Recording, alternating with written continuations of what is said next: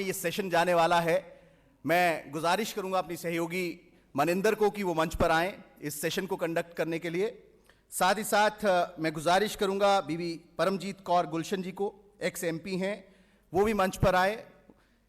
सतविंदर बेट्टी जी मशहूर अदाकारा रही हैं और कांग्रेस लीडर हैं, उनको भी मैं मंच पर गुजारिश करूंगा कि वो भी मंच पर आएं। और साथ ही साथ सोनिया मान मशहूर अदाकारा व सोशल एक्टिविस्ट, आप आइए और इस राजनीतिक जो माहौल है, जो सियासत है, इसमें नारी शक्ति का योगदान किस तरह से रहने वाला है। 2022 के चुनावों में नारी किस तरह से जो घर बनाती है वो पंजाब को बनाने में क्या योगदान देने वाली है, इस सेशन को कंडक्ट करेंगी मनिंदर। Over to you. सब तो पहला सबनों सत श्री अकाल जी। जिमें कि अद्धी आबादी है महिलावां दी, जे गल की जाए तो महिलावां ने जिहड़ियां हर खेतर दे विच अगे होके नितर रही ने, पर किते ना किते जे गल की जाए महिलावां दी तां जदों राजनीति दे विच पैर रखदियां ने तां काफ़ी जिहड़ी उथल पुथल देखण नूं मिलदी है। ਤਾਂ ਸਭ ਤੋਂ ਪਹਿਲਾਂ ਮੈਂ ਪਰਮਜੀਤ ਮੈਮ ਤੁਹਾਡੇ ਕੋਲ ਆਉਣਾ ਚਾਹਾਂਗੀ। ਜਿੱਦਾਂ ਕਿ ਤੁਸੀਂ ਐਸੇ ਸ਼੍ਰੋਮਣੀ ਅਕਾਲੀ ਦਲ ਦੇ ਐਮਪੀ ਰਹੇ ਹੋ, ਤਾਂ ਜਿਸ ਟਾਈਮ ਤੁਸੀਂ ਆਏ ਸੀ ਉਸ ਟਾਈਮ ਮਹਿਲਾਵਾਂ ਦੀ ਰਾਜਨੀਤੀ ਦੇ ਵਿੱਚ ਕੀ ਅਹਿਮ ਭੂਮਿਕਾ ਰਹੀ ਹੈ, ਕਿ ਉਦੋਂ ਆਸਾਨ ਸੀ ਜਾਂ ਫਿਰ ਹੁਣ? ਸਭ ਤੋਂ ਪਹਿਲਾਂ ਸਾਰਿਆਂ ਨੂੰ ਸਤਿ ਸ਼੍ਰੀ ਅਕਾਲ। ਮੈਂ ਧੰਨਵਾਦ ਕਰਦੀ ਹਾਂ ਇੰਡੀਆ ਨਿਊਜ਼ ਦਾ, ਜਿਨ੍ਹਾਂ ਨੇ ਮੈਨੂੰ ਮੌਕਾ ਦਿੱਤਾ ਹੈ ਕਿ ਅੱਜ ਇਸ ਮੰਚ 'ਤੇ ਆਣ ਕੇ ਤੁਹਾਡੇ ਨਾਲ ਮੈਂ ਕੁਝ ਗੱਲਾਂ ਜੋ ਇਹਨਾਂ ਨੇ ਸਵਾਲ ਕੀਤੇ ਹੈ ਉਹਨਾਂ ਦਾ ਮੈਂ ਜਵਾਬ ਦੇ ਸਕਾਂ, ਤੁਹਾਡੇ ਨਾਲ ਆਪਣੀ ਸਾਂਝ ਪਾ ਸਕਾਂ। ਬਹੁਤ ਬਹੁਤ ਧੰਨਵਾਦ ਜੀ। ਤੁਸੀਂ ਸਵਾਲ ਪੁੱਛਿਆ ਕਿ ਜਦੋਂ ਤੁਸੀਂ ਐਮਪੀ ਸੀ ਜੀ, ਉਦੋਂ ਹਾਲਾਤ ਨਾਰੀ ਦੇ ਠੀਕ ਸੀ ਜਾਂ ਹੁਣ ਠੀਕ ਹੈ। ਦੇਖੋ, ਜੇ ਆਪਾਂ ਇੱਕ ਗੱਲ ਸੋਚੀਏ ਕਿ ਨਾਰੀ ਜਿਹੜੀ ਹੈ ਉਹ ਸਮਾਜ ਨੂੰ ਬਣਾਉਣ ਵਾਲੀ ਹੈ। ਜੇ ਨਾਰੀ ਮਜ਼ਬੂਤ ਨਹੀਂ, ਤਕੜੀ ਨਹੀਂ, ਚਾਹੇ ਉਹ ਸਮਾਜ ਲੈ ਲਓ ਜਾਂ ਰਾਜਨੀਤਿਕ ਪਿੜ ਲੈ ਲਓ, ਕਿਉਂਕਿ ਨਾਰੀ ਸਮਾਜ ਨੂੰ ਬਣਾਉਣ ਵਾਲੀ ਇੱਕ ਸੰਸਥਾ ਹੈ। ਜਿੰਨੀ ਦੇਰ ਤੱਕ ਸਾਡੀ ਨਾਰੀ ਮਜ਼ਬੂਤ ਨਹੀਂ, ਉਨੀ ਦੇਰ ਤੱਕ ਸਾਡਾ ਸਮਾਜ ਨਹੀਂ ਮਜ਼ਬੂਤ ਹੋ ਸਕਦਾ ਔਰ ਸਾਡੀ ਰਾਜਨੀਤੀ ਵੀ ਮਜ਼ਬੂਤ ਨਹੀਂ ਹੋ ਸਕਦੀ, ਕਿਉਂਕਿ ਨਾਰੀ ਨੇ ਸਮਾਜ ਨੂੰ ਘੜਨਾ ਹੈ ਜੀ। ਨਾਰੀ ਪਰਿਵਾਰ ਦੇ ਵਿੱਚੋਂ ਪੈਦਾ ਹੁੰਦੀ ਹੈ। ਜਦੋਂ ਨਾਰੀ ਪੈਦਾ ਹੁੰਦੀ ਹੈ ਤਾਂ ਉਹਦੇ ਨਾਲ ਕਈ ਰਿਸ਼ਤੇ ਜੁੜ ਜਾਂਦੇ ਹੈ। ਪਹਿਲਾਂ ਉਹ ਲੜਕੀ ਹੁੰਦੀ ਹੈ, ਫਿਰ ਉਹਦੀ ਸ਼ਾਦੀ ਹੋ ਜਾਂਦੀ ਹੈ, ਫਿਰ ਉਹ ਪਤਨੀ ਬਣ ਜਾਂਦੀ ਹੈ, ਬੱਚਾ ਪੈਦਾ ਹੋ ਜਾਂਦਾ, ਮਾਂ ਬਣ ਜਾਂਦੀ ਹੈ। ਮੇਰਾ ਕਹਿਣ ਦਾ ਮਤਲਬ ਹੈ ਕਿ ਉਹ ਸਮਾਜ ਦੀ ਸਿਰਜਣਹਾਰੀ ਹੈ। ਨਾਰੀ ਨੂੰ ਮਜ਼ਬੂਤ ਹੋਣਾ, ਸਮਾਜ ਨੂੰ ਮਜ਼ਬੂਤ ਕਰਨਾ ਹੈ। ਸੋ ਜਿਹੜਾ ਤੁਸੀਂ ਮੈਨੂੰ ਸਵਾਲ ਪੁੱਛਿਆ ਹੈ, ਮੈਂ ਕਹਿ ਸਕਦੀ ਹਾਂ ਕਿ ਨਾਰੀ ਰਾਜਨੀਤੀ ਦੇ ਵਿੱਚ ਅਤੇ ਸਮਾਜ ਦੇ ਵਿੱਚ ਨਾ ਉਹਦੀਆਂ ਸਮੱਸਿਆਵਾਂ ਉਦੋਂ ਹੱਲ ਸੀ ਅਤੇ ਨਾ ਹੀ ਹੁਣ ਹੱਲ ਹੈ, ਕਿਉਂਕਿ ਜਿੰਨੀ ਦੇਰ ਤੱਕ ਅਸੀਂ ਸਮਾਜ ਦੇ ਵਿੱਚ ਅਤੇ ਰਾਜਨੀਤੀ ਦੇ ਵਿੱਚ ਉਹਨੂੰ ਬਰਾਬਰ ਦੇ ਅਧਿਕਾਰ ਨਹੀਂ ਦਿੰਦੇ, ਉਹਨੂੰ ਬਰਾਬਰ ਦੇ ਹੱਕ ਨਹੀਂ ਦਿੰਦੇ, ਓਨੀ ਦੇਰ ਤੱਕ ਨਾਰੀ ਮਜ਼ਬੂਤ ਨਹੀਂ ਹੋ ਸਕਦੀ। ਰਾਜਨੀਤਿਕ ਪਾਰਟੀਆਂ ਵਾਅਦੇ ਬਹੁਤ ਕਰਦੀਆਂ ਪਰ ਉਹ ਪੂਰੇ ਨਹੀਂ ਕਰਦੀਆਂ। ਹੁਣ ਜੇ ਆਪਾਂ ਹੁਣੇ ਲੇਟੈਸਟ ਗੱਲ ਲੈ ਲਈਏ ਤਾਂ ਸਰਦਾਰ ਸੁਖਬੀਰ ਸਿੰਘ ਬਾਦਲ ਨੇ ਕਿਹਾ ਸੀ, ਉਹਨਾਂ ਦੀ ਧਰਮ ਪਤਨੀ ਹੈ ਬੀਬੀ ਹਰਸਿਮਰਤ ਕੌਰ ਬਾਦਲ, ਉਹਨਾਂ ਨੇ ਬੜਾ ਵੱਡਾ ਮੰਚ ਤਿਆਰ ਕੀਤਾ ਹੋਇਆ ਔਰਤ ਨੂੰ ਮਜ਼ਬੂਤ ਕਰਨ ਵਾਸਤੇ, ਪਰ ਜੇ ਅਸਲੀਅਤ ਦੇ ਵਿੱਚ ਦੇਖੀਏ 88 ਸੀਟਾਂ 'ਤੇ ਉਹਨਾਂ ਨੇ ਟਿਕਟਾਂ ਅਨਾਉਂਸ ਕੀਤੀਆਂ ਅਤੇ ਉਹਨਾਂ ਦੇ ਵਿੱਚੋਂ ਔਰਤਾਂ ਨੂੰ ਕਿੰਨੀਆਂ ਦਿੱਤੀਆਂ? ਸਿਰਫ ਅਤੇ ਸਿਰਫ 2। ਸੋ ਮੇਰਾ ਕਹਿਣ ਦਾ ਭਾਵ ਇਹ ਹੈ ਕਿ ਨਾਰੀ ਨਾ ਪਹਿਲਾਂ ਬਹੁਤ ਹੀ ਮਜ਼ਬੂਤ ਸੀ ਅਤੇ ਨਾ ਹੁਣ ਮਜ਼ਬੂਤ ਹੈ। ਇਹਨੂੰ ਮਜ਼ਬੂਤ ਕਰਨ ਵਾਸਤੇ ਸਾਨੂੰ ਨਾਰੀ ਨੂੰ ਤਕੜਾ ਕਰਨਾ ਪਊਗਾ। ਜਿਸ ਤਰ੍ਹਾਂ ਤੁਸੀਂ ਸ਼੍ਰੋਮਣੀ ਅਕਾਲੀ ਦਲ ਦੇ ਵਿੱਚ ਐਮਪੀ ਰਹੇ ਹੋ, ਸਾਬਕਾ ਐਮਪੀ ਹੋ, ਤਾਂ ਤੁਹਾਡੇ ਵੱਲੋਂ ਕਿਹਾ ਗਿਆ ਕਿ 2 ਸੀਟਾਂ ਉਦੋਂ ਦਿੱਤੀਆਂ ਗਈਆਂ ਸੀ, ਤਾਂ ਇੱਕ ਪਾਸੇ ਜੀ ਹੁਣ 2 ਸੀਟਾਂ ਦਿੱਤੀਆਂ ਗਈਆਂ ਨੇ, ਇੱਕ ਪਾਸੇ ਤਾਂ ਉਹਨਾਂ ਦੇ ਵੱਲੋਂ ਇਹ ਵੀ ਨਾਰਾ ਲਗਾਇਆ ਗਿਆ ਬੇਟੀ ਬਚਾਓ ਬੇਟੀ ਪੜ੍ਹਾਓ, ਪਰ ਕਿਤੇ ਨਾ ਕਿਤੇ ਫਿਰ ਵੀ ਲੇਡੀਜ਼ ਨੇ ਜਿਹੜੀਆਂ ਪਿੱਛੇ ਨਹੀਂ ਰਹਿ ਰਹੀਆਂ, ਤੁਹਾਨੂੰ ਨਹੀਂ ਲੱਗਦਾ? ਦੇਖੋ, ਮੈਂ ਪਹਿਲਾਂ ਵੀ ਕਹਿ ਚੁੱਕੀ ਹਾਂ ਕਿ ਚਾਹੇ ਸਮਾਜ ਹੈ, ਹੁਣ ਜਿਹੜਾ ਸਾਡਾ ਸਮਾਜ, ਅਸੀਂ ਹੁਣ ਇਸ ਸਮਾਜ ਦੇ ਵਿੱਚ ਵਿਚਰ ਰਹੇ ਹਾਂ, ਅਸੀਂ ਵੱਡੀਆਂ ਵੱਡੀਆਂ ਗੱਲਾਂ ਕਰ ਰਹੇ ਹਾਂ ਕਿ ਅਸੀਂ ਔਰਤ ਨੂੰ ਮਜ਼ਬੂਤ ਕਰਨਾ ਹੈ, ਅਸੀਂ ਲੜਕੀ ਨੂੰ ਸਤਿਕਾਰ ਦੇਣਾ ਹੈ, ਪਰ ਬੇਸ਼ੱਕ ਹਾਲਾਤ ਪਹਿਲਾਂ ਨਾਲੋਂ ਸੁਧਰੇ ਹੈ। ਅਸੀਂ ਇਹ ਨਹੀਂ ਕਹਿ ਸਕਦੇ ਕਿ ਹਾਲਾਤ ਪਿਛਲੇ ਵਾਲੇ ਸੀ, ਕਿਉਂਕਿ ਉਦੋਂ ਤਾਂ ਜੰਮਦੀ ਲੜਕੀ ਨੂੰ ਮਾਰ ਦਿੱਤਾ ਜਾਂਦਾ ਸੀ, ਬੜੀਆਂ ਸਾਡੇ ਕੋਲੇ ਉਦਾਹਰਨ ਹੈ। ਪਰ ਹੁਣ ਇਹੋ ਜਿਹਾ ਕੁਛ ਨਹੀਂ ਹੁੰਦਾ। ਪਰ ਫਿਰ ਵੀ ਇਹ ਕਿਹਾ ਜਾ ਸਕਦਾ ਹੈ ਕਿ ਲੜਕੀ ਨੂੰ ਓਨਾ ਮਾਣ, ਓਨਾ ਸਨਮਾਨ, ਓਨੀ ਇੱਜ਼ਤ ਹਾਲੇ ਵੀ ਫਿਲਹਾਲ ਨਹੀਂ ਮਿਲ ਰਹੀ ਜਿੰਨੀ ਮਿਲਣੀ ਚਾਹੀਦੀ ਹੈ। ਜੀ ਬਿਲਕੁਲ। ਤੇ ਹੁਣ ਅੱਗੇ ਮੈਂ ਸਤਿੰਦਰ ਬਿੱਟੀ ਜੀ ਕੋਲ ਜਾਣਾ ਚਾਹਾਂਗੀ। ਜਿੱਦਾਂ ਕਿ ਤੁਸੀਂ ਪਹਿਲਾਂ ਗਾਇਕੀ ਦਾ ਵੀ ਸਫ਼ਰ ਹੈ ਜੋ ਕਰ ਚੁੱਕੇ ਹੋ, ਪੂਰਾ ਕੀਤਾ ਹੈ, ਤੇ ਉਸ ਤੋਂ ਬਾਅਦ ਜੋ ਤੁਸੀਂ ਕਾਂਗਰਸ ਦੇ ਵਿੱਚ ਵੀ ਆਗੂ ਹੋ, ਤਾਂ ਤੁਹਾਡਾ ਸਫ਼ਰ ਸੀ ਜੋ ਗਾਇਕੀ ਦਾ ਜ਼ਿਆਦਾ ਵਧੀਆ ਸੀ ਜਾਂ ਫਿਰ ਕਾਂਗਰਸ ਦੇ ਇੱਕ ਆਗੂ ਬਣ ਕੇ, ਕਿਉਂਕਿ ਤੁਸੀਂ ਰਾਜਨੀਤੀ ਦੇ ਵਿੱਚ ਹੋ ਹੁਣ? ਸਭ ਤੋਂ ਪਹਿਲਾਂ ਅਮਰਿੰਦਰ ਤੁਹਾਨੂੰ ਔਰ ਸਮੂਹ ਪੰਜਾਬੀਆਂ ਨੂੰ ਜਿੰਨੇ ਵੀ ਮੈਨੂੰ ਸੁਣ ਰਹੇ ਹੈ ਜਾਂ ਇੱਥੇ ਔਰ ਚੈਨਲ ਰਾਹੀਂ, ਮੈਂ ਧੰਨਵਾਦੀ ਹਾਂ ਤੁਹਾਡੀ। ਔਰ ਮੈਂ ਸਾਰਿਆਂ ਨੂੰ ਸਤਿ ਸ਼੍ਰੀ ਅਕਾਲ ਕਹਿੰਦੀ ਹਾਂ ਜੀ। ਔਰ ਧੰਨਵਾਦ ਕਰਦੀ ਹਾਂ ਕਿ ਤੁਸੀਂ ਮੈਨੂੰ ਆਪਣੀ ਗੱਲ ਰੱਖਣ ਦਾ ਮੌਕਾ ਦਿੱਤਾ ਹੈ। ਮੈਂ ਇਹ ਸਮਝਦੀ ਹਾਂ ਕਿ ਲੜਕੀਆਂ ਜਿਸ ਤਰ੍ਹਾਂ ਦੇ ਆਪਾਂ ਸਮਾਜ 'ਚ ਰਹਿੰਦੇ ਹਾਂ ਜੀ, ਕੰਮ ਪਹਿਲਾਂ ਵੀ ਔਖਾ ਸੀਗਾ, ਗਾਉਣਾ ਵੀ ਸੌਖਾ ਨਹੀਂ ਸੀਗਾ।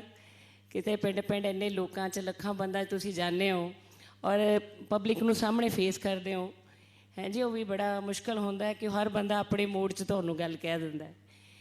ਔਰ ਇਸੇ ਤਰ੍ਹਾਂ ਇਹ ਦੂਸਰਾ ਜਿਹੜਾ ਮੇਰੀ ਜ਼ਿੰਦਗੀ 'ਚ ਇੱਕ ਜਗ੍ਹਾ ਬਣੀ ਹੈ, ਕਾਂਗਰਸ ਪਾਰਟੀ ਨੇ ਮੈਨੂੰ ਇੱਜ਼ਤ ਦਿੱਤੀ ਹੈ ਔਰ ਮੈਨੂੰ ਇਲੈਕਸ਼ਨ ਲੜਾਇਆ, ਇਹ ਵੀ ਓਨਾ ਹੀ ਮੁਸ਼ਕਿਲ ਹੈ।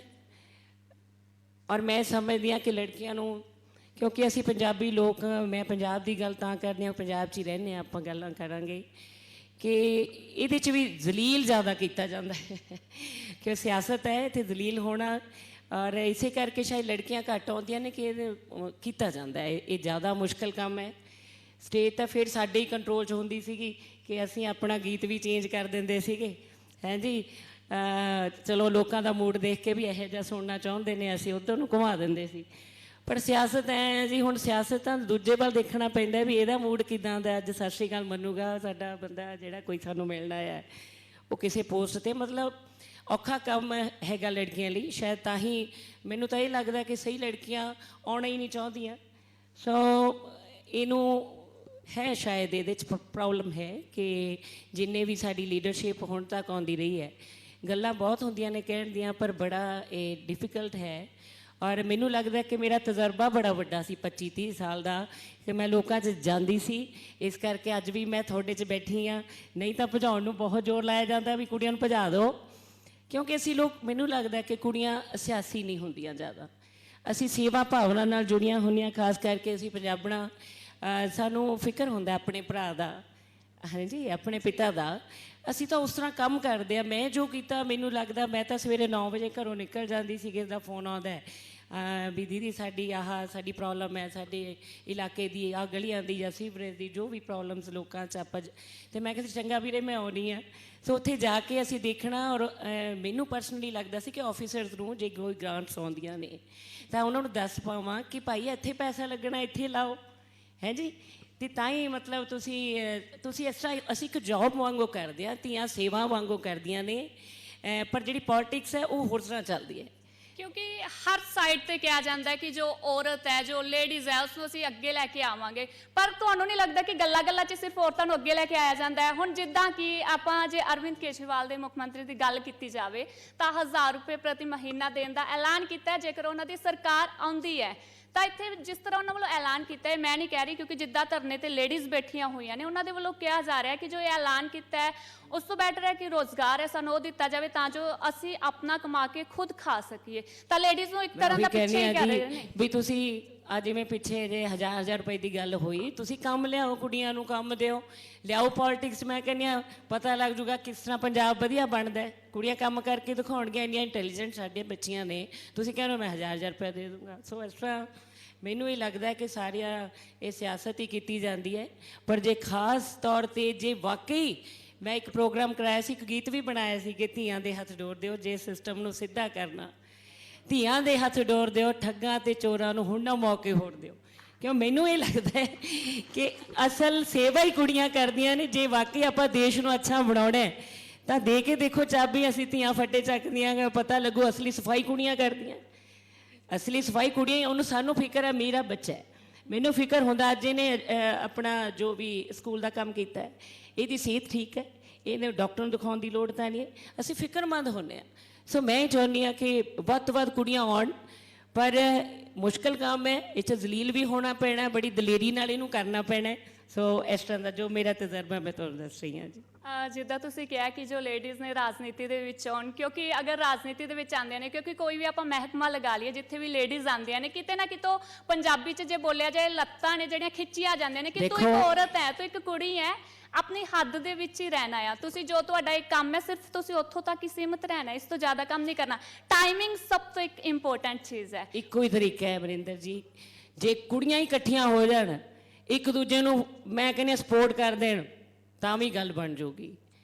ਹੈ ਜੀ, ਕੁੜੀਆਂ ਨੂੰ ਕੁੜੀਆਂ ਦੀ ਸਪੋਰਟ, ਕਿਉਂਕਿ ਸ਼ਾਇਦ ਸਾਡੇ ਜਿਹੜਾ ਅਸੀਂ ਸਮਾਜ ਸਾਡਾ ਇੱਦਾਂ ਦਾ ਪ੍ਰਧਾਨ, ਮੇਰੇ ਭਰਾ ਨੇ, ਮੈਂ ਸਭ ਦੀ ਇੱਜ਼ਤ ਕਰਦੀ ਹਾਂ, ਮੇਰੇ ਪਿਤਾ ਦੀ ਮੈਂ ਇੱਜ਼ਤ ਕਰਦੀ ਹਾਂ, ਅਸੀਂ ਭਾਵਨਾ ਨਾਲ ਹੀ ਗੱਲ ਕਰਦੇ ਹਾਂ, ਪਰ ਕਿਤੇ ਨਾ ਕਿਤੇ ਅਸੀਂ ਜੇ ਸਪੋਰਟਰ ਆਪਸ 'ਚ ਬਣ ਜਾਈਏ ਤਾਂ ਬਹੁਤ ਅੱਛਾ ਸਮਾਜ ਹੋ ਸਕਦਾ ਹੈ ਜੀ। ਕਿਉਂਕਿ ਜਿਹੜਾ ਇਹ ਕਿਤੇ ਨਾ ਕਿਤੇ ਇਹ ਮਰਦ, ਜਿਵੇਂ ਪ੍ਰਧਾਨ ਸਾਡਾ ਸਮਾਜ ਆ, ਉਹ ਸ਼ਾਇਦ ਕਿਤੇ ਫੀਲਿੰਗ ਆ ਜਾਂਦੀ ਹੈ ਵੀ ਅੱਛਾ ਹੁਣ ਸਾਨੂੰ ਇਹ ਦੱਸੂਗੀ ਅਸੀਂ ਕੀ ਕਰਨਾ ਹੈ। ਸ਼ਾਇਦ ਇਸ ਤਰ੍ਹਾਂ ਮੈਂ ਮਤਲਬ ਸਮਝਦੀ ਹਾਂ ਕਿ ਚਾਹੇ ਤੁਹਾਡੀ ਰਾਏ ਕਿੰਨੀ ਵਧੀਆ ਹੋਵੇ, ਪਰ ਬਾਕੀ ਤੁਹਾਡੇ 'ਚ ਦਮ ਚਾਹੀਦਾ, ਤੁਹਾਡਾ ਤਜਰਬਾ ਚਾਹੀਦਾ, ਪਾਵਰ ਤੁਸੀਂ ਆਪਣੀ ਵਰਤੋ। ਹੌਲੀ ਹੌਲੀ ਲੋਕਾਂ ਨੂੰ ਸਮਝ ਆ ਜਾਂਦੀ ਹੈ ਔਰ ਤੁਹਾਡੇ ਲੀਡਰਸ ਨੂੰ ਵੀ ਸਮਝ ਆ ਜਾਂਦੀ ਹੈ ਕਿ ਤੁਹਾਡਾ ਵਿਜ਼ਨ ਕੀ ਹੈ। ਤੁਹਾਨੂੰ ਪ੍ਰੂਵ ਕਰਨਾ ਪੈਂਦਾ ਹੈ, ਪਰ ਮੁਸ਼ਕਲਾਂ ਦੀ ਗੱਲ ਨਾ ਕਰੀਏ, ਮੁਸ਼ਕਲਾਂ ਹਰ ਫੀਲਡ 'ਚ ਨੇ, ਪਰ ਡਟ ਕੇ ਤੁਸੀਂ ਕਰੋਗੇ ਤਾਂ ਸਾਰੇ ਮੈਦਾਨ ਫਤਿਹ ਹੁੰਦੇ ਆ ਜੀ। ਮੈਂ ਇਹ ਸਮਝਦੀ। ਬਿਲਕੁਲ, ਗੱਲਾਂ ਇਸੇ ਤਰ੍ਹਾਂ ਜਾਰੀ ਰਹਿਣਗੀਆਂ। ਤੇ ਹੁਣ ਮੈਂ ਸੋਨੀਆ ਮਾਂਝੀ ਕੋਲ ਜਾਣਾ ਚਾਹਾਂਗੀ। ਜਿੱਦਾਂ ਕਿ ਤੁਸੀਂ ਇੱਕ ਸੋਸ਼ਲ ਵਰਕਰ ਹੋ, ਤੁਹਾਡੇ ਵੱਲੋਂ ਕਾਫੀ ਸੋਸ਼ਲ ਵਰਕਿੰਗ ਦਾ ਕੰਮ ਕੀਤਾ ਗਿਆ, ਕਿਸਾਨੀ ਅੰਦੋਲਨ ਨੂੰ ਵੀ ਤੁਸੀਂ ਬਹੁਤ ਹਮਾਇਤ ਕੀਤੀ ਹੈ, ਉੱਥੇ ਤੁਸੀਂ ਜਾ ਕੇ ਪ੍ਰਚਾਰ ਹੈ ਜੋ ਉਹ ਵੀ ਕੀਤਾ ਸੀ। ਤਾਂ ਤੁਹਾਨੂੰ ਕਿਸਾਨੀ ਅੰਦੋਲਨ ਦੇ ਵਿੱਚ ਜਿੱਦਾਂ ਤੁਸੀਂ ਗਏ ਸੀ, ਇੱਕ ਔਰਤ ਸੀਗੇ, ਤਾਂ ਕਿੰਨੀਆਂ ਕੁ ਮੁਸ਼ਕਿਲਾਂ ਦਾ ਸਾਹਮਣਾ ਕਰਨਾ ਪਿਆ ਸੀ?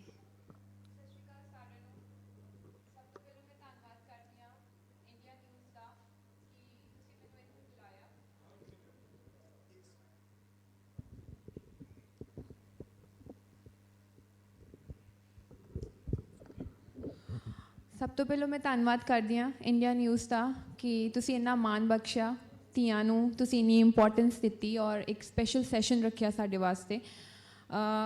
ਬੇਸਿਕਲੀ ਜਦੋਂ ਕਿਸਾਨ ਅੰਦੋਲਨ ਸਟਾਰਟ ਹੋਇਆ ਸੀਗਾ, ਛੋਟੇ ਛੋਟੇ ਮੋਰਚੇ ਲੱਗੇ ਸੀਗੇ ਪਿੰਡਾਂ ਦੇ ਵਿੱਚ, ਉਦੋਂ ਲੋਕਡਾਊਨ ਦਾ ਪੀਰੀਅਡ ਚੱਲ ਰਿਹਾ ਸੀਗਾ। ਮੈਂ ਆਪਣੇ ਪਿੰਡ ਆਈ ਸੀਗੀ, ਬੰਬੇ ਤੋਂ ਵਾਪਸ ਆਈ ਸੀਗੀ, ਅਤੇ ਮੇਰੇ ਫਾਦਰ ਸਾਹਿਬ ਕਾਮਰੇਡ ਰਹੇ ਨੇ, ਕਮਿਊਨਿਸਟ ਲੀਡਰ ਸੀਗੇ CPML ਦੇ ਵਿੱਚ, ਅਤੇ ਉਹਨਾਂ ਦੇ ਕੁਛ ਫਰੈਂਡਸ ਮੋਰਚਿਆਂ ਦੇ ਉੱਤੇ ਬੈਠੇ ਸੀਗੇ। ਮੈਂ ਜਾਂਦੇ ਹੋਏ ਉਹਨਾਂ ਨੂੰ ਸਤਿ ਸ਼੍ਰੀ ਅਕਾਲ ਬੁਲਾਈ, ਅਤੇ ਉਹ ਮੈਨੂੰ ਕਹਿੰਦੇ ਵੀ ਪੁੱਤ ਉੱਤਰ, ਇਹ ਕੁਛ ਬਿੱਲ ਆਏ ਹੈ ਸਾਡੇ ਹੱਕ ਦੇ ਵਿੱਚ ਨਹੀਂ ਹੈ, ਤੈਨੂੰ ਇਹਨਾਂ ਵਾਸਤੇ ਬੋਲਣਾ ਚਾਹੀਦਾ ਹੈ, ਜਾਂ ਤੂੰ ਪੜ੍ਹ ਇਹਨਾਂ ਨੂੰ ਵਿਸਥਾਰ ਰੂਪੀ ਘਰ ਜਾ ਕੇ। ਮੈਂ ਉਹ ਪੜ੍ਹੇ। ਫਿਰ ਲੋਕਡਾਊਨ ਦੇ ਵਿੱਚ ਉਵੇਂ ਸਾਰੇ ਘਰੇ ਸੀਗੇ। ਉਸ ਤੋਂ ਪਹਿਲਾਂ ਵੀ ਮੈਂ ਮੇਰੀ ਅੰਮ੍ਰਿਤਸਰ ਦੇ ਵਿੱਚ ਵਿਕਰਮਜੀਤ ਤੁੱਗਲ ਸੀਗੇ ਸਾਡੇ ਦਿਹਾਤੀ ਦੇ SSP, ਉਹਨਾਂ ਦੇ ਨਾਲ ਮੈਂ ਫਸਟ ਵਲੰਟੀਅਰ ਆਪਣੇ ਆਪ ਨੂੰ ਰਜਿਸਟਰ ਕੀਤਾ ਸੀਗਾ। ਪਿੰਡਾਂ ਪਿੰਡਾਂ ਦੇ ਵਿੱਚ ਲੋਕਾਂ ਦੇ ਘਰ ਰਾਸ਼ਨ ਪਹੁੰਚਾਉਣ ਦਾ ਕੰਮ ਮੈਨੂੰ ਚੰਗਾ ਲੱਗਦਾ, ਸੋਸ਼ਲ ਵਰਕ ਕਰਨਾ। ਅਤੇ ਉਸ ਤੋਂ ਬਾਅਦ ਮੈਂ ਸੋਚਿਆ ਵੀ ਨਹੀਂ, ਇਹ ਵਧੀਆ ਚੀਜ਼ ਹੈ, ਇਹ ਮੈਨੂੰ ਕਰਨੀ ਚਾਹੀਦੀ ਹੈ। ਮੈਂ 3 ਬਿੱਲ ਵਿਸਥਾਰ ਰੂਪੀ ਪੜ੍ਹੇ ਵੀ, ਔਰ ਉਹ ਛੋਟੇ ਛੋਟੇ ਮੋਰਚਿਆਂ ਤੋਂ ਸ਼ੁਰੂ ਹੁੰਦੇ ਹੁੰਦੇ ਮੈਨੂੰ ਖੁਦ ਨੂੰ ਨਹੀਂ ਪਤਾ ਸੀਗਾ ਕਿ ਇਹ ਮੋਰਚਾ ਇੰਨਾ ਵੱਡਾ ਹੋ ਜਾਊਗਾ, ਕਿਉਂਕਿ ਅਸੀਂ ਸਾਰੇ ਕਲਾਕਾਰ ਮਿਲੇ। ਉਸ ਤੋਂ ਬਾਅਦ ਸਾਡੀਆਂ ਮੀਟਿੰਗਸ ਹੋਈਆਂ ਕਿਸਾਨ ਭਵਨ 'ਚ, ਫਿਰ ਦਿੱਲੀ ਜਾਣ ਦੀਆਂ ਗੱਲਾਂ ਹੁੰਦੀਆਂ ਸੀਗੀਆਂ। ਦਿੱਲੀ ਪਹੁੰਚੇ, ਦਿੱਲੀ ਪਹੁੰਚ ਕੇ ਮੇਰੇ ਨਾਲ ਮੇਰੇ ਕੁਝ ਕਲਾਕਾਰ ਸੀਗੇ, ਉੱਥੇ ਜਾਂਦੇ ਸੀਗੇ। ਫਿਰ ਮੈਨੂੰ ਲੱਗਦਾ ਸੀਗਾ ਕਿ ਉੱਥੇ ਜਾ ਕੇ ਵਾਪਸ ਆ ਜਾਣਾ ਨਾਲੋਂ ਚੰਗਾ ਹੈ ਕਿ ਮੈਂ ਉੱਥੇ ਰਵਾਂ, ਮੈਂ ਐਕਸਪੀਰੀਅੰਸ ਕਰਾਂ ਇੱਥੋਂ ਦੀ ਲਾਈਫ। ਫਿਰ ਟਿਕਰੀ ਬਾਰਡਰ ਸੀਗਾ, ਟਿਕਰੀ ਬਾਰਡਰ ਮੈਂ ਮਾਈ ਭਾਗੋ ਨਿਵਾਸ ਬਣਾਇਆ, ਕਿਉਂਕਿ ਮੈਂ ਮਾਈ ਭਾਗੋ ਜੀ ਨੂੰ ਇੰਸਪੀਰੇਸ਼ਨ ਲੈਣੀ ਆ ਆਪਣੇ ਵਾਸਤੇ, ਬਿਕਾਜ਼ ਉਹਨਾਂ ਨੇ ਗੁਰੂ ਸਾਹਿਬ ਦੇ ਨਾਲ ਇਕੱਲੇ ਜਾ ਕੇ ਜੰਗ ਲੜੀ ਸੀਗੀ। ਸੋ ਮੈਨੂੰ ਲੱਗਦਾ ਹੈ ਕਿ ਅਸੀਂ ਮਾਈ ਭਾਗੋ ਦੀਆਂ ਵਾਰਸਾਂ ਆ, ਸਾਨੂੰ ਮਜ਼ਬੂਤੀ ਦੇ ਨਾਲ ਲੜਨਾ ਚਾਹੀਦਾ ਹੈ। ਸੋ ਇੱਕ ਮਾਈ ਭਾਗੋ ਜੀ ਦੇ ਨਾਮ ਦੇ ਉੱਤੇ ਟੈਂਟਸ ਬਣਾਏ ਸੀਗੇ, ਔਰ ਉੱਥੇ ਸੋਚਿਆ ਵੀ ਬੀਬੀਆਂ ਆ ਕੇ ਰਹਿਣਗੀਆਂ। ਬਟ ਮੈਨੂੰ ਜ਼ਿਆਦਾਤਰ ਹਮੇਸ਼ਾ ਇਹ ਲੱਗਦਾ ਸੀਗਾ ਕਿ ਬਜ਼ੁਰਗ ਮਾਵਾਂ ਆਉਂਦੀਆਂ ਨੇ ਉੱਥੇ, ਬਟ ਜਵਾਨ ਸਾਡੀਆਂ ਭੈਣਾਂ ਜਿਹੜੀਆਂ ਯੂਨੀਵਰਸਿਟੀਜ਼ ਪੜ੍ਹਦੀਆਂ ਨੇ, ਉਹ ਕਿਉਂ ਨਹੀਂ ਆਉਂਦੀਆਂ? ਮੈਂ ਇੱਥੇ ਇਕੱਲੀ ਬੈਠੀ ਹਾਂ। ਮੈਂ ਫਿਰ ਪਿੰਡਾਂ ਪਿੰਡਾਂ 'ਚ ਜਾਣਾ ਸ਼ੁਰੂ ਕੀਤਾ। ਮੈਨੂੰ ਉੱਥੇ ਪੂਰੀ ਵਾਲੇ ਬਾਬਾ ਜੀ ਸੀਗੇ, ਉਹ ਮੈਨੂੰ ਕਹਿੰਦੇ ਪੁੱਤ ਮੈਨੂੰ ਇੱਕ ਗੱਲ ਦੱਸ, ਤੂੰ ਅੰਮ੍ਰਿਤਸਰ ਤੋਂ ਹੈ, ਮਾਈ ਭਾਗੋ ਝਬਾਲ ਤੋਂ ਸੀਗੇ, ਤੂੰ ਮੈਨੂੰ ਦੱਸ ਤੇਰੇ ਪੰਜਾਬ, ਤੇਰੇ ਅੰਮ੍ਰਿਤਸਰ ਹਲਕੇ ਤੋਂ ਕਿੰਨੀਆਂ ਬੀਬੀਆਂ ਆ ਕੇ ਬੈਠੀਆਂ ਨੇ? ਮੈਨੂੰ ਸੱਚੀ ਗੱਲ ਹੈ ਉਦੋਂ ਸ਼ਰਮ ਆਈ ਸੀਗੀ ਪਹਿਲੀ ਵਾਰੀ, ਕਿਉਂਕਿ ਸਾਰੀਆਂ ਮਾਲਵੇ ਤੋਂ ਜ਼ਿਆਦਾਤਰ ਸਾਰੀਆਂ ਬੀਬੀਆਂ ਉੱਥੇ ਬੈਠੀਆਂ ਸੀਗੀਆਂ। ਮੈਂ ਅੰਮ੍ਰਿਤਸਰ ਗਈ, ਮੈਂ ਪਿੰਡਾਂ ਪਿੰਡਾਂ ਦੇ ਵਿੱਚ ਗੁਰਦੁਆਰਾ ਸਾਹਿਬ ਦੇ ਵਿੱਚ ਗਈ, ਭਾਵੇਂ ਉਹ ਜਿੰਨੇ ਵੀ ਪਿੰਡ ਸੀਗੇ, ਮਜੀਠਾ, ਰਾਜਸਥਾਨ, ਅਜਨਾਲਾ, ਸਾਰਾ ਅੰਮ੍ਰਿਤਸਰ ਆਲਮੋਸਟ ਸਾਰਾ ਮੈਂ ਘੁੰਮਿਆ, ਪਿੰਡਾਂ 'ਚ ਗਈ। ਉੱਥੇ ਇੱਕ ਵੱਡੀ ਰੈਲੀ ਕਰਵਾਈ। ਬੀਬੀਆਂ ਨੂੰ ਸਾਰਿਆਂ ਨੂੰ ਗੁਰਦੁਆਰਾ ਸਾਹਿਬ ਦੇ ਵਿੱਚ ਇੱਕੋ ਗੱਲ ਕਹਿੰਦੀ ਹੁੰਦੀ ਸੀਗੀ ਕਿ ਅਸੀਂ ਮੋਰਚੇ ਤੇ ਜਾਣਾ ਹੈ। ਫਿਰ ਉਸ ਤੋਂ ਬਾਅਦ ਹਰਿਆਣਾ ਸਾਰਾ ਘੁੰਮਿਆ, ਸਾਰੇ ਪਿੰਡਾਂ 'ਚ ਗਈ। ਫਿਰ ਹੌਲੀ ਹੌਲੀ ਮੈਨੂੰ ਖੁਦ ਨੂੰ ਨਹੀਂ ਪਤਾ ਲੱਗਾ ਕਿ ਮੈਂ ਇੰਨੀ ਡੀਪਲੀ ਇਨਵੋਲਵ ਹੋ ਗਈ ਇਸ ਚੀਜ਼ ਦੇ ਵਿੱਚ ਕਿ ਮੈਨੂੰ ਵੱਡੇ ਵੱਡੇ ਮੰਚਾਂ 'ਤੇ ਬੁਲਾਉਣਾ ਸ਼ੁਰੂ ਕਰਤਾ ਬੋਲਣ ਵਾਸਤੇ। ਸੋ ਦੈਟਸ ਹਾਊ ਮੈਂ ਡਿਫਿਕਲਟੀਜ਼ ਮੈਂ ਬਹੁਤ ਫੇਸ ਕੀਤੀਆਂ ਇਹਦੇ ਵਿੱਚ। ਮਤਲਬ ਮੇਰੇ ਫਾਦਰ ਸਾਹਿਬ ਨੂੰ ਲੈ ਕੇ ਬਹੁਤ ਸਾਰੇ ਜਿਹੜੇ ਕੁਐਸਚਨ ਸੀਗੇ, ਇੱਕ ਹਿੰਦੂ ਸਿੱਖ ਜਿਹੜੀ ਇੱਕ ਏਜੰਸੀਆਂ ਵੱਲੋਂ ਮੁੱਦਾ ਚਲਾਇਆ ਗਿਆ ਸੀਗਾ, ਉਹ ਵੀ ਫੇਸ ਕੀਤਾ ਇੱਕ ਕੁੜੀ ਹੋਣ ਦੇ ਨਾਤੇ। ਮਤਲਬ ਇਟਸ ਰੀਅਲੀ ਡਿਫਿਕਲਟ, ਕਿਉਂਕਿ ਤੁਸੀਂ ਇਕੱਲੇ ਜਦੋਂ ਸੁਸਾਇਟੀ ਦੇ ਵਿੱਚ ਵਿਚਰਦੇ ਹੋ ਤੁਹਾਨੂੰ ਬਹੁਤ ਸਾਰੇ ਕੁਐਸਚਨਸ ਦਾ ਸਾਹਮਣਾ ਕਰਨਾ ਪੈਂਦਾ ਹੈ। ਫਿਰ ਸੈਂਟਰਲ ਗਵਰਨਮੈਂਟ ਦੇ ਖਿਲਾਫ ਤੁਰਦੇ ਹੋ। ਫਿਰ ਤੁਸੀਂ ਆਪਣੇ ਜਿਹੜੇ ਤੁਸੀਂ ਫਿਲਮਾਂ 'ਚ ਕੰਮ ਕਰਦੇ ਹੋ ਉਹਦੇ ਵਿੱਚ ਜਿਹੜਾ ਪੈਸਾ ਲੱਗਦਾ ਹੈ ਉਹ ਕਾਰਪੋਰੇਟ ਹਾਊਸਿਸ ਦਾ ਲੱਗਦਾ ਹੈ। ਤੁਸੀਂ ਉੱਧਰੋਂ ਵੀ ਵਿਰੋਧ ਸਹਿੰਦੇ ਹੋ। ਤੁਸੀਂ ਸੋਚਦੇ ਹੋ ਕਿ ਠੀਕ ਹੈ, ਬਟ ਮੈਂ ਆਪਣੇ ਹਮੇਸ਼ਾ ਇੱਕ ਇਮੋਸ਼ਨ ਦੇ ਨਾਲ ਚੱਲੀ ਹਾਂ। ਮਤਲਬ ਇਮੋਸ਼ਨਲੀ ਮੈਂ ਆਪਣੇ ਬਜ਼ੁਰਗਾਂ ਦੇ ਨਾਲ ਬਹੁਤ ਅਟੈਚ ਸੀਗੀ। ਉੱਥੇ ਦੇ ਰਹਿੰਦੇ ਜਿਹੜੇ ਲੋਕੀ ਰਹਿੰਦੇ ਸੀਗੇ, ਜਿਵੇਂ ਉਹ ਪ੍ਰੋਬਲਮਸ ਫੇਸ ਕਰਦੇ ਸੀਗੇ। ਪਾਣੀ ਦੀ ਪ੍ਰੋਬਲਮ ਹੋ ਗਈ, ਲਾਈਟ ਚਲੇਗੀ ਜੀ, ਲਾਈਟ ਦੀਆਂ ਤਾਰਾਂ ਜੋੜਨੀਆਂ ਕਿਸੇ ਨੇ ਖੰਭੇ ਤੇ ਚੜ੍ਹ ਕੇ। ਸੋ ਬੇਸਿਕਲੀ ਸਾਰੀਆਂ ਚੀਜ਼ਾਂ ਮੈਂ ਆਪ ਹੰਡਾਈਆਂ ਨੇ ਉਹ ਮੋਰਚੇ 'ਤੇ ਰਹਿ ਕੇ। ਸੋ ਇਸ ਮੋਰਚੇ ਨੇ ਬਹੁਤ ਕੁਝ ਸਿਖਾਇਆ। ਜਿਵੇਂ ਬਿੱਟੀ ਜੀ ਨੇ ਕਿਹਾ ਕਿ ਜਿਹੜੀਆਂ ਧੀਆਂ ਹੁੰਦੀਆਂ ਨਾ ਉਹ ਬੜੀਆਂ ਇਮੋਸ਼ਨਲੀ ਦਿਲੋਂ ਜੁੜ ਜਾਂਦੀਆਂ ਹੈ ਕਿਸੇ ਚੀਜ਼ ਨੂੰ ਲੈ ਕੇ। ਉਹ ਕੋਈ ਆਪਣਾ ਫਾਇਦਾ ਨੁਕਸਾਨ ਨਹੀਂ ਦੇਖਦੀਆਂ ਉਹਦੇ ਵਿੱਚ, ਅਤੇ ਉਹ ਮੈਂ ਦਿਲੋਂ ਉਸ ਚੀਜ਼ ਨੂੰ ਨਿਭਾਇਆ ਹੈ। ਕਿਉਂਕਿ ਜੇਕਰ ਦੇਖਿਆ ਜਾਵੇ ਤਾਂ ਫਸਟ ਤੁਸੀਂ ਪਹਿਲੇ ਸੀਗੇ ਜਿਹੜੇ ਅੰਮ੍ਰਿਤਸਰ ਤੋਂ ਦਿੱਲੀ ਮੋਰਚੇ ਤੇ ਗਏ ਸੀ, ਕਿਉਂਕਿ ਕੋਈ ਵੀ ਪੇਰੈਂਟਸ ਹੈ ਨਹੀਂ ਚਾਹੇਗਾ ਕਿ ਸਾਡਾ ਜਵਾਨ ਧੀ ਪੁੱਤ ਹੈ ਮੋਰਚੇ ਤੇ ਜਾਵੇ ਜਾਂ ਕਿਸੇ ਵੀ ਸੰਘਰਸ਼ ਤੇ ਜਾਵੇ। ਪਰ ਤੁਸੀਂ ਉੱਥੋਂ ਗਏ ਤਾਂ ਫੈਮਿਲੀ ਦਾ ਫਸਟ ਰਿਐਕਟ ਕੀ ਸੀਗਾ, ਕੀ ਰਿਐਕਸ਼ਨ ਆਇਆ ਸੀ ਉਦੋਂ? ਵੇਖੋ ਜੀ, ਮੈਂ ਨਾ ਇੱਕ ਸੰਘਰਸ਼ੀ ਫੈਮਿਲੀ ਨੂੰ ਬਿਲੋਂਗ ਕਰਦੀ ਹਾਂ। ਮੇਰੇ ਫਾਦਰ ਸਾਹਿਬ, ਮੈਂ ਜਿਵੇਂ ਤੁਹਾਨੂੰ ਦੱਸਿਆ ਕਿ ਕਾਮਰੇਡ ਸੀਗੇ, ਉਹਨਾਂ ਨੂੰ ਬੇਟੀ ਚਾਹੀਦੀ ਸੀਗੀ ਹਮੇਸ਼ਾ ਤੋਂ। ਔਰ ਉਹਨਾਂ ਨੇ ਜਦੋਂ ਸ਼ਹੀਦ ਹੋਏ ਸੀਗੇ ਉਹਨਾਂ ਨੇ ਇੱਕ ਚਿੱਠੀ ਲਿਖੀ ਸੀਗੀ ਜਿਹੜੀਆਂ ਡਿਫਰੈਂਟ ਲੈਂਗੁਏਜਿਸ ਦੇ ਵਿੱਚ ਛਪੀ ਸੀਗੀ। ਉਹ ਅੱਜ ਵੀ ਗੂਗਲ 'ਤੇ ਹੈਗੀ ਹੈ। ਔਰ ਉਹਦੇ ਵਿੱਚ ਉਹਨਾਂ ਨੇ ਬਹੁਤ ਵਧੀਆ ਗੱਲਾਂ ਮੈਨੂੰ ਲਿਖ ਕੇ ਗਏ ਸੀਗੇ ਕਿ ਮੈਂ ਹਮੇਸ਼ਾ ਸਮਾਜ ਦੀ ਸੇਵਾ ਕਰਾਂ। ਮੈਂ ਨਾ ਹਿੰਦੂ ਬਣਾ, ਨਾ ਮੁਸਲਿਮ ਬਣਾ, ਨਾ ਸਿੱਖ ਬਣਾ, ਸਭ ਤੋਂ ਉੱਤੇ ਉੱਠ ਕੇ ਇੱਕ ਇਨਸਾਨ ਬਣਨ ਦੀ ਕੋਸ਼ਿਸ਼ ਕਰੀ ਮੇਰੀ ਬੱਚੀ। ਔਰ ਕਿਤੇ ਇਹ ਅੰਧੇਰਿਆਂ ਦੇ ਵਿੱਚ ਆਪਣੀ ਇਨਸਾਨੀਅਤ ਨੂੰ ਨਾ ਵੰਡੀ ਜਾਣ ਦੇਵੀਂ। ਸੋ ਮੈਂ ਹਮੇਸ਼ਾ ਕੋਸ਼ਿਸ਼ ਕੀਤੀ ਹੈ ਕਿ ਮੈਂ ਆਪਣੇ ਪਾਪਾ ਦਾ ਡ੍ਰੀਮ ਪੂਰਾ ਕਰਾਂ। ਮੈਨੂੰ ਸਮਝ ਨਹੀਂ ਲੱਗਦੀ ਸੀਗੀ ਜਦੋਂ ਮੈਂ ਛੋਟੀ ਸੀਗੀ ਕਿ ਮੈਂ ਇਹੋ ਜਿਹਾ ਕੀ ਕਰਾਂ ਕਿ ਜਿਹੜਾ ਮੈਂ ਆਪਣੇ ਪਾਪਾ ਦਾ ਡ੍ਰੀਮ ਫੁਲਫਿਲ ਕਰ ਸਕਦੀ ਹਾਂ। ਸੋ ਆਈ ਬਿਲੀਵ ਸੋ ਕਿ ਬਾਬਾ ਜੀ ਨੇ ਉਹ ਮੌਕਾ ਦਿੱਤਾ ਹੈ ਕਿਸਾਨ ਅੰਦੋਲਨ, ਔਰ ਹੋਰ ਵੀ ਮੌਕੇ ਆਉਣਗੇ ਜਦੋਂ ਮੈਨੂੰ ਸੁਸਾਇਟੀ ਨੂੰ ਸਰਵ ਕਰਨ ਦਾ ਮੌਕਾ ਮਿਲੂਗਾ। ਤਾਂ ਜਿੱਦਾਂ ਹੁਣ PM ਮੋਦੀ ਦੇ ਵੱਲੋਂ ਐਲਾਨ ਵੀ ਕੀਤਾ ਗਿਆ, ਸੰਸਦ ਦੇ ਵਿੱਚ ਵੀ ਰੱਦ ਹੋ ਗਏ ਨੇ, ਲੋਕ ਸਭਾ ਦੇ ਵਿੱਚ ਤੇ ਰਾਜ ਸਭਾ ਦੇ ਵਿੱਚ ਵੀ ਜੋ ਬਿੱਲ ਨੇ ਉਹ ਰੱਦ ਹੋ ਗਏ ਨੇ, ਤਾਂ ਉਦੋਂ ਕਿੰਨੀ ਖੁਸ਼ੀ ਹੋਈ ਸੀ ਕਿਉਂਕਿ ਲਗਾਤਾਰ ਤੁਸੀਂ ਜੁੜੇ ਹੋਏ ਸੀ ਇਸ ਅੰਦੋਲਨ ਦੇ ਨਾਲ? ਵੇਖੋ, ਖੁਸ਼ੀ ਤਾਂ ਬਹੁਤ ਹੋਈ ਸੀਗੀ, ਬਟ ਸਾਡੀਆਂ ਜਿਹੜੀਆਂ ਖੁਦ ਦੀਆਂ ਜਿਹੜੀਆਂ ਮੰਗਾਂ ਨੇ ਹਜੇ ਵੀ ਫਿਲਹਾਲ ਜਿਹੜੀਆਂ MSP ਦੀਆਂ ਮੰਗਾਂ ਨੇ ਉਹ ਸਾਡੀਆਂ, ਕਿਉਂਕਿ ਸਾਡੇ ਨਾਲ UP ਦੇ ਜਿਹੜੇ ਫਾਰਮਰਸ ਬੈਠੇ ਨੇ ਅੱਜ ਗਾਜ਼ੀਪੁਰ ਬਾਰਡਰ ਦੇ ਉੱਤੇ, ਉਹ MSP ਨੂੰ ਲੈ ਕੇ ਬੈਠੇ ਸੀਗੇ। ਉਹਨਾਂ ਦਾ ਜਦੋਂ ਧਾਨ 800 ਰੁਪਏ 900 ਰੁਪਏ ਦੇ ਵਿੱਚ ਵਿਕਦਾ ਹੈ, ਉਹਨਾਂ ਨੂੰ ਬਚਦਾ ਹੀ ਨਹੀਂ ਹੈ ਕੁਛ ਵੀ, ਉਹਨਾਂ ਦੀ ਲਾਗਤ ਹੀ ਨਹੀਂ ਵਾਪਸ ਆਉਂਦੀ। ਉਹਦੇ ਨਾਲ ਪਿੱਛੇ ਤੁਸੀਂ ਸੋਚੋ ਜਿਹੜੀਆਂ ਉਹਨਾਂ ਦੀਆਂ ਵਾਈਫ ਹੈ, ਬੇਟੀ ਹੈ, ਉਹ ਕਿੰਨਾ ਸਫ਼ਰ ਕਰਦੀ ਹੈ। ਕਦੀ ਅਸੀਂ ਨਹੀਂ ਸੋਚਿਆ। ਅਸੀਂ ਬਾਲੀਵੁੱਡ ਦੀ ਗੱਲ ਕਰਦੇ ਹਾਂ, ਬਈ ਇਹ ਡਿਪਰੈਸ਼ਨ 'ਚ ਚਲੇ ਗਿਆ, ਦੀਪਿਕਾ ਪਾਦੂਕੋਣ ਡਿਪਰੈਸ਼ਨ 'ਚ ਚਲੇਗੀ, ਆਲਿਆ ਭੱਟ ਡਿਪਰੈਸ਼ਨ 'ਚ ਚਲੇਗੀ। ਕਦੀ ਕਿਸੇ ਨਿਊਜ਼ ਚੈਨਲ ਨੇ ਦਿਖਾਇਆ ਕਿ ਕਿਸਾਨ ਦਾ ਮਾਨਸਿਕ ਸੰਤੁਲਨ ਵੀ ਕਿੰਨਾ ਡਿਪਰੈਸ਼ਨ 'ਚ ਜਾਂਦਾ ਹੈ। ਉਹ ਮਾਂ, ਉਹ ਭੈਣ, ਉਹ ਘਰ ਵਾਲੀ ਜਿਹੜੀ ਕਹਿੰਦੀ ਹੈ ਚਲੋ ਜੀ ਐਤਕੀ ਫਸਲ ਨਹੀਂ ਚੰਗੀ ਹੋਈ ਤੇ ਫਰਿੱਜ ਅਗਰੀ ਵਾਲੀ ਲੈ ਲਾਂਗੇ। ਮਤਲਬ ਆਪਣੀਆਂ ਕਿੰਨੀਆਂ ਇੱਛਾਵਾਂ ਦਿਲ ਦੇ ਵਿੱਚ ਰੱਖ ਕੇ ਹੀ ਬੈਠੀ ਰਹਿੰਦੀ ਹੈ। ਕਿਸਾਨ ਦੀ ਜਿਹੜੀ ਇੱਕ ਮਿਡਲ ਕਲਾਸ ਫੈਮਿਲੀ ਵੀ ਹੁੰਦੀ ਹੈ, ਜਦੋਂ ਗੜੇ ਪੈ ਕੇ ਫਸਲ ਖਰਾਬ ਹੋ ਜਾਂਦੀ ਹੈ, ਜਦੋਂ ਪੀਲੀਭੀਤ ਦੇ ਵਿੱਚ ਪਿੱਛੇ ਪਾੜ ਆਇਆ, ਸਾਰੀ ਫਸਲ ਖਰਾਬ ਹੋ ਗਈ, ਉਹ ਕਿਸਾਨ ਨੇ ਕਰਜ਼ੇ ਥੱਲੇ ਵੀ ਡੁੱਬਿਆ ਹੁੰਦਾ ਹੈ। ਜਿਹੜੀ ਵਾਈਫ ਹੈ ਪਿੱਛੇ, ਉਹ ਹੌਸਲਾ ਅਫਜ਼ਾਈ ਕਰਦੀ ਹੈ, ਚਲੋ ਜੀ ਕੋਈ ਗੱਲ ਨਹੀਂ ਅਗਲੀ ਵਾਰ ਸਹੀ। ਮਤਲਬ ਉਹ ਕਿੰਨੇ ਮੈਂਟਲ ਇਮੋਸ਼ਨਸ ਦੇ ਵਿੱਚੋਂ ਗੁਜ਼ਰਦੀ ਹੈ। ਕਦੀ ਕਿਸੇ ਚੈਨਲ ਨੇ ਦਿਖਾਇਆ, ਕਦੀ ਕਿਸੇ ਨੇ ਕੀਤਾ। ਸਬਸਿਡੀਜ਼ ਦੀਆਂ ਗੱਲਾਂ ਆਪਾਂ ਜ਼ਰੂਰ ਕਰਦੇ ਹਾਂ ਵੀ 5000 ਦੇ ਦਾਂਗੇ ਜੀ, 3000 ਦੇ ਦਾਂਗੇ। ਕੀ ਗੱਲ ਉਹਦੇ ਨਾਲ ਕੁਛ ਕਿਸਾਨ ਦਾ ਹੋ ਸਕਦਾ ਹੈ? ਨਹੀਂ ਹੋ ਸਕਦਾ। ਸੋ ਮੈਨੂੰ ਲੱਗਦਾ ਹੈ ਵੀ ਇਹ ਆਪਾਂ ਨੂੰ ਬਰੀਕੀ ਨਾਲ ਦੱਸਣਾ ਚਾਹੀਦਾ ਹੈ ਔਰ ਵਿਖਾਉਣਾ ਵੀ ਚਾਹੀਦਾ ਹੈ। ਤੇ ਇੱਥੇ ਜਿੱਦਾਂ ਤੁਸੀਂ ਵਿੱਚੋਂ ਜੀ ਬਹੁਤ ਅਫਵਾਹਾਂ ਫੈਲੀਆਂ ਸੀ ਕਿ ਸੋਨੀਆ ਮਾਨ ਨੇ ਜੋ ਉਹ ਰਾਜਨੀਤੀ ਦੇ ਵਿੱਚ ਕਦਮ ਰੱਖਣ ਜਾ ਰਹੇ ਨੇ, ਸ਼੍ਰੋਮਣੀ ਅਕਾਲੀ ਦਲ ਦੇ ਵਿੱਚ ਆ ਰਹੇ ਨੇ, ਤਾਂ ਉਸ ਟਾਈਮ ਮਤਲਬ ਕਿ ਤੁਹਾਡਾ ਵਿਰੋਧ ਕੀਤਾ ਗਿਆ ਸੀਗਾ? ਵੇਖੋ ਜੀ, ਇਹ ਝੂਠੀਆਂ ਅਫਵਾਹਾਂ ਜਿੰਨੇ ਲੋਕੀ ਫੈਲਾਈ ਜਾਣ। ਵੇਖੋ, ਮੇਰੇ ਮਨੋਬਲ ਨੂੰ ਤੋੜਨ ਵਾਸਤੇ, ਮੈਨੂੰ ਡੀਮੋਟੀਵੇਟ ਕਰਨ ਵਾਸਤੇ, ਇੱਕ ਕੁੜੀ ਆ ਨਾ, ਮੈਂ ਇਮੋਸ਼ਨਲੀ ਸੋਚਦੀ ਹਾਂ, ਹਰਟ ਹੋ ਜਾਂਦੀ ਹਾਂ। ਬਹੁਤ ਕੋਸ਼ਿਸ਼ ਕੀਤੀ, ਪਰ ਜੋ ਸੱਚ ਹੈ ਉਹ ਸੱਚ ਹੈ। ਮੈਂ ਨਾ ਕਿਸੇ ਰਾਜਨੀਤਿਕ ਪਾਰਟੀ ਦੇ ਨਾਲ ਮੇਰਾ ਅੱਜ ਵੀ ਸੰਬੰਧ ਹੈਗਾ ਆ। ਅੱਗੇ ਫਿਲਹਾਲ ਮੈਂ ਸ਼੍ਰੋਮਣੀ ਅਕਾਲੀ ਦਲ ਦੇ ਵਿੱਚ ਨਾ ਮੈਂ ਗਈ ਹਾਂ, ਨਾ ਮੈਂ ਕਦੀ ਜਾਊਂਗੀ। ਤੁਹਾਨੂੰ ਇਸ ਮੰਚ ਤੇ ਕਹਿ ਰਹੀ ਹਾਂ। ਤੇ ਜੇਕਰ ਤੁਹਾਨੂੰ ਕਿਸੇ ਵੀ ਪਾਰਟੀ ਤੋਂ ਮੌਕਾ ਮਿਲਦਾ ਆ ਰਾਜਨੀਤੀ ਜੁਆਇਨ ਕਰਨ ਦਾ, ਤਾਂ ਤੁਸੀਂ ਕਰੋਗੇ?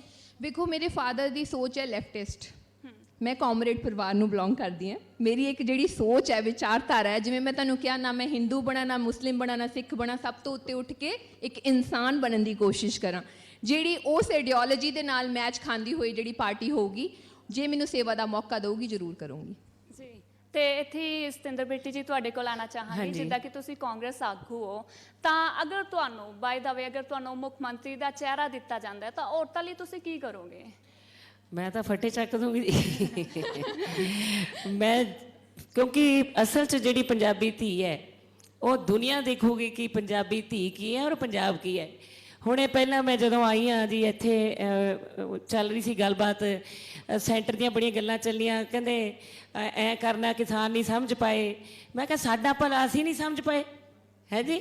ਪੰਜਾਬ ਤਾਂ ਐਸਾ ਹੀ ਬੁਲੰਦ ਸਟੇਟ ਹੈ, ਅਸੀਂ ਇੰਨੇ ਜੁਝਾਰੂ ਹਾਂ, ਅਸੀਂ ਪੂਰੀ ਦੁਨੀਆ ਨੂੰ ਅਸੀਂ ਆਪਣਾ ਇੱਕ ਮਾਰਸ਼ਲ ਕੌਮ ਵਾਂਗੂ ਲੀਡ ਕਰਦੇ ਹਾਂ, ਤੇ ਅਗਲਾ ਕਹਿੰਦਾ ਸਾਨੂੰ ਸਮਝ ਨਹੀਂ ਆਈ। ਸੋ ਇਹ ਸਾਰੀਆਂ ਗੱਲਾਂ ਨਾਲੇ ਅਸੀਂ ਸਮਝ ਜਾਵਾਂਗੇ, ਨਾਲੇ ਸਮਝਾ ਦਾਂਗੇ। ਮੈਂ ਤਾਂ ਕਹਿੰਦੀ ਹਾਂ ਧੀਆਂ ਅੱਗੇ ਕਰੋ, ਔਰ ਗੱਲ ਕੁਛ ਨਿੱਜੀ ਨਹੀਂ ਹੈ, ਗੱਲ ਹੈਗੀ ਆ ਅਸਲ ਗੱਲ, ਅਸਲ ਪੰਜਾਬੀਅਤ ਦੀ। ਜੋ ਸਾਡੀ ਪੰਜਾਬੀ ਕੌਮ ਹੈ, ਜਿਹਨੂੰ ਮੈਂ 30-35 ਸਾਲ ਲੋਕਾਂ 'ਚ ਜਾ ਜਾ ਕੇ ਪਿੰਡ ਪਿੰਡ ਸਮਝਿਆ, ਆਪਣੀਆਂ ਫੀਲਿੰਗਸ ਨੂੰ ਸਮਝਿਆ ਕਿ ਸਾਡੀ ਹੋਂਦ ਕਿੰਨੀ ਵੱਡੀ ਹੈ। ਉਹ ਗੁਰੂ ਗੋਬਿੰਦ ਸਿੰਘ ਜੀ ਜਿਹਦੇ ਜਦੋਂ ਬੱਚੇ ਸੀਗੇ ਆਪਣੇ ਪਿਤਾ ਨੂੰ ਤੋਰਿਆ ਹੈ ਜੀ, ਜਦੋਂ ਉਹ ਵੱਡੇ ਹੋਏ ਤਾਂ ਉਹਨਾਂ ਨੇ ਕਿਸ ਤਰ੍ਹਾਂ ਆਪਣੇ ਬੱਚਿਆਂ ਨੂੰ ਗਾਂਹ ਤੋਰਿਆ। ਸ਼ਹੀਦੀਆਂ, ਮਾਨਵਤਾ ਦੀ ਗੱਲ ਕਰਨ ਵਾਲੀ ਸਾਡੀ ਕੌਮ ਹੈ। ਮੈਂ ਉਸ ਕੌਮ ਦੀ ਧੀ ਹਾਂ, ਉਸ ਕੌਮ ਦੀ ਮੈਂ ਆਈਡੀਓਲੋਜੀ ਲੈ ਕੇ ਚੱਲ ਰਹੀ ਹਾਂ ਕਿ ਮਾਨਵਤਾ ਦੀ ਸੇਵਾ ਹੋਣੀ ਚਾਹੀਦੀ ਹੈ। ਇੱਥੇ ਕਿਸੇ ਮੁੱਦਿਆਂ ਦੀ ਗੱਲ ਨਵੀਆਂ ਖੜੀਆਂ ਕਰ ਦਿੰਦੇ ਆ ਰਾਜਨੀਤਿਕ ਲੋਕ ਨੇ, ਉਹ ਨਵੀਂ ਕੋਈ ਹੁਣ ਕਿਹੜਾ ਏਜੰਡਾ ਲਾਗੂ ਹੋਊਗਾ ਜੀ, ਹੁਣ ਲੋਕਾਂ ਨੂੰ ਕਿੱਧਰ ਨੂੰ ਧਿਆਨ ਹੈ, ਇਹ ਇਸ ਤਰ੍ਹਾਂ ਦੀਆਂ ਗੱਲਾਂ ਸਿਆਸੀ ਲੋਕ ਕਰਦੇ ਨੇ। ਔਰ ਮੈਂ ਸਿੱਧੀ ਗੱਲ ਕਰਦੀ ਹਾਂ, ਮਾਨਵਤਾ ਦੀ ਗੱਲ ਹੋਣੀ ਚਾਹੀਦੀ ਹੈ। ਸਾਨੂੰ ਰੁਜ਼ਗਾਰ ਦਿਓ, ਸਾਡੇ ਪੰਜਾਬ ਨੂੰ ਜਿਹੜਾ ਆਉਂਦਾ ਹੈ ਕਿੱਥੋਂ ਆ ਕਹਿੰਦੇ ਜੀ ਤੁਹਾਨੂੰ ਅਸੀਂ ਆਹ ਫੈਸਿਲਿਟੀ ਦੇ ਦਾਂਗੇ, ਆਹ ਦੇ ਦਾਂਗੇ, ਲਾਲਚ ਦੇਈ ਜਾਂਦੇ ਹੈ। ਸੋ ਮੈਂ ਕਹਿੰਦੀ ਹਾਂ ਸਾਨੂੰ ਨੌਕਰੀਆਂ ਚਾਹੀਦੀਆਂ, ਅਸੀਂ ਆਪ ਹੀ ਕ੍ਰੀਏਟ ਕਰ ਲਾਂਗੇ।